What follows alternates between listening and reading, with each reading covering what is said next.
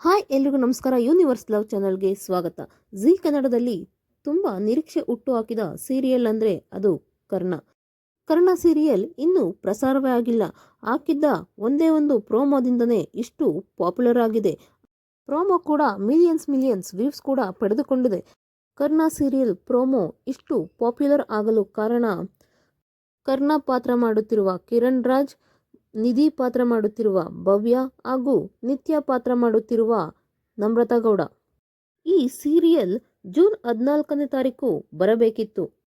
ಆದರೆ ಕಲರ್ಸ್ ಕನ್ನಡದವರ ಜೊತೆ ಭವ್ಯ ಮಾಡಿದ 6 ತಿಂಗಳ ಅಗ್ರಿಮೆಂಟ್ ಈ ಸೀರಿಯಲ್ ಪೋಸ್ಟ್ಪೋನ್ ಆಗಲು ಕಾರಣವಾಯಿತು. ಆಗ ತುಂಬ ವೀಕ್ಷಕರ ಪ್ರಶ್ನೆ ಇದೇ ಆಗಿತ್ತು, ಹಾಗಾದರೆ ಇನ್ನು 6 ತಿಂಗಳು ಕರ್ಣ ಸೀರಿಯಲ್ ಪ್ರಸಾರ ಆಗೋದಿಲ್ವಾ ಅಂತ. ಆದರೆ ಪೋಸ್ಟ್ಪೋನ್ಡ್ ಆಗಿ 16 ದಿನಕ್ಕೆ ಮತ್ತೆ ಕರ್ಣ ಸೀರಿಯಲ್ ಇವತ್ತಿನಿಂದ ಪ್ರಸಾರ ಆಗ್ತಿದೆ ಜೀ ಕನ್ನಡದಲ್ಲಿ 8 ಗಂಟೆಗೆ. ಹಾಗಾದರೆ 6 ತಿಂಗಳು ಭವ್ಯ ಕಲರ್ಸ್ ಕನ್ನಡದವರ ಜೊತೆ ಅಗ್ರಿಮೆಂಟ್ ಹಾಕಿದ್ದು ಎಲ್ಲಿಗೋಯ್ತು? ಇಷ್ಟು ಬೇಗ ಹೆಂಗ್ ರಿಲೀಸ್ ಮಾಡೋಕ್ಕಾಗುತ್ತೆ ಅಂತ ನಿಮ್ಮ ತಲೆಯಲ್ಲಿ ಓಡ್ತಿರ್ಬೋದು. ಇದಕ್ಕೆಲ್ಲ ಕಾರಣ ಸುದೀಪ್ ರವರು. ಹೌದು, 2 ದಿನದ ಹಿಂದೆ ಬಿಗ್ ಬಾಸ್ನವರು ಕಲರ್ಸ್ ಕನ್ನಡ ಯೂಟ್ಯೂಬ್ ಚಾನಲ್ನಲ್ಲಿ ಲೈವ್ ಬಂದಿದ್ರು. ಆಗ ಒಬ್ಬ ರಿಪೋರ್ಟರ್ ಭವ್ಯ ಬಗ್ಗೆ ಕೇಳ್ತಾರೆ. ಆಗ ಸುದೀಪ್ ರವರು ಹೇಳ್ತಾರೆ, ಅವರು ಬಿಗ್ ಬಾಸ್ ಅಲ್ಲಿ ಮಾಡಿದ ಅಗ್ರಿಮೆಂಟ್ ಅಲ್ಲ ಅದು, ಅವರು ಸೀರಿಯಲಲ್ಲಿ ಇದ್ದಾಗ ಸೀರಿಯಲ್ ಅವ್ರಿಗೆ ಮಾಡಿದ ಅಗ್ರಿಮೆಂಟ್ ಅದು ಅಂತ ಹೇಳ್ತಾರೆ.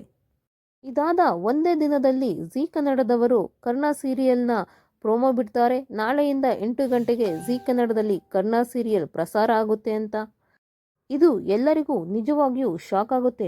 ಅಲ್ಲ, ಅವತ್ತಿಂದ ಸುಮ್ಮನೆ ಇದ್ದಕ್ಕಿದ್ದಾಗೆ ನೈಟು ಪ್ರೋಮೋ ಬಿಟ್ಟು ನಾಳೆಯಿಂದ ರಾತ್ರಿ 8 ಗಂಟೆಗೆ ಕರ್ಣ ಸೀರಿಯಲ್ ಪ್ರಸಾರ ಆಗುತ್ತೆ ಅಂತಾರಲ್ಲ, ಅದು ಹೇಗೆ? ಇದಕ್ಕೆಲ್ಲ ಕಾರಣ ಇಷ್ಟೇ, ನಿಮಗೆಲ್ಲ ಗೊತ್ತೇ ಇದೆ.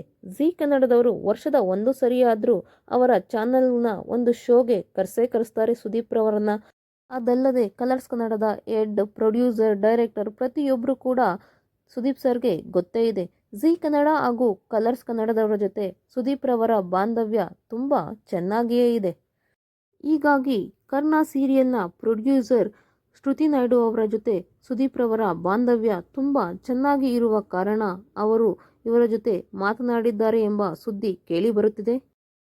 ಹೀಗಾಗಿ ಸುದೀಪ್ ರವರು ಕಲರ್ಸ್ ಕನ್ನಡದ ಹೆಡ್ ಹಾಗೂ ಆ ಸೀರಿಯಲ್ ಯಾರು ಗೀತಾ ಸೀರಿಯಲ್ ಇದ್ರಲ್ಲ ಅವರ ಪ್ರೊಡ್ಯೂಸರ್ ಹಾಗೂ ಡೈರೆಕ್ಟರ್ ಜೊತೆ ಮಾತಾಡಿ ಈಗ ಆ ಅಗ್ರಿಮೆಂಟ್ನ ಕ್ಲೋಸ್ ಮಾಡಿಸಿದ್ದಾರೆ.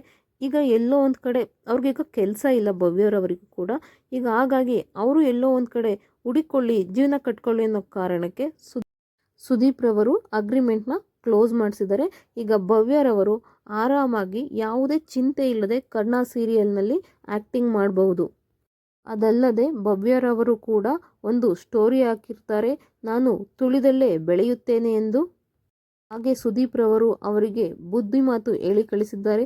ತಪ್ಪು ಮಾಡಿದ ಮೇಲೆ ಒಪ್ಕೊಳ್ಬೇಕು, ಕ್ಷಮೆ ಕೇಳಬೇಕು, ಅದು ಬಿಟ್ಟು ಈ ಥರ ಮೊಂಡತನದಲ್ಲಿ ಈ ಥರ ಸ್ಟೋರಿ ಎಲ್ಲ ಹಾಕೋಬಾರ್ದು ಅಂತ ಬುದ್ಧಿ ಹೇಳಿದ್ದಾರೆ ಭವ್ಯಗೆ.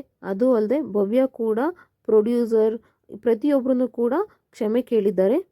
ಹೀಗಾಗಿ ಕರ್ಣ ಸೀರಿಯಲ್ನ ವೀಕ್ಷಕರು ಇವತ್ತಿಂದ ಆರಾಮಾಗಿ ಖುಷಿಯಿಂದ ಕರ್ಣ ಸೀರಿಯಲ್ನ ನೋಡ್ತಾ ಇರಿ.